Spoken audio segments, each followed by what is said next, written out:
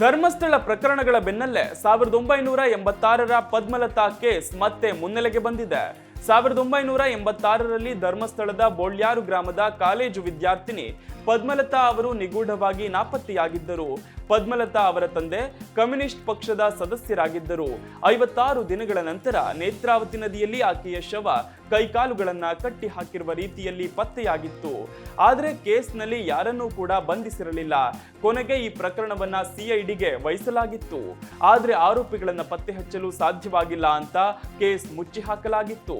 ಪದ್ಮಲತಾ ಅವರ ಸಹೋದರಿ ಚಂದ್ರಾವತಿ ಅವರು ತಮ್ಮ ಸಹೋದರಿಯ ಮೇಲೆ ಅತ್ಯಾಚಾರ ಮತ್ತು ಕೊಲೆ ಮಾಡಲಾಗಿದೆ ಅಂತ ದೀರ್ಘಕಾಲದಿಂದ ಆರೋಪಿಸುತ್ತಿದ್ದಾರೆ.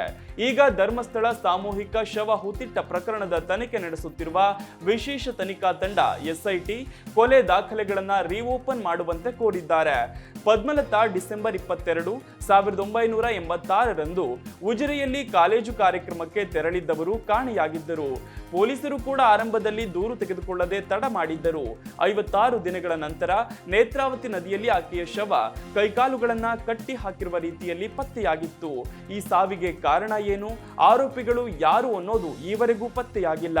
ಸಾಮೂಹಿಕ ಶವ ಹೂತಿಟ್ಟ ಆರೋಪಗಳ ತನಿಖೆಗಾಗಿ ಈಗ ಎಸ್ಐಟಿ ರಚಿಸಿರುವುದರಿಂದ ಪದ್ಮಲತಾ ಪ್ರಕರಣವನ್ನು ತನಿಖೆ ನಡೆಸಬೇಕು ಅಂತ ಅವರ ಕುಟುಂಬದಿಂದ ಒತ್ತಾಯಗಳು ಕೇಳಿಬಂದಿವೆ.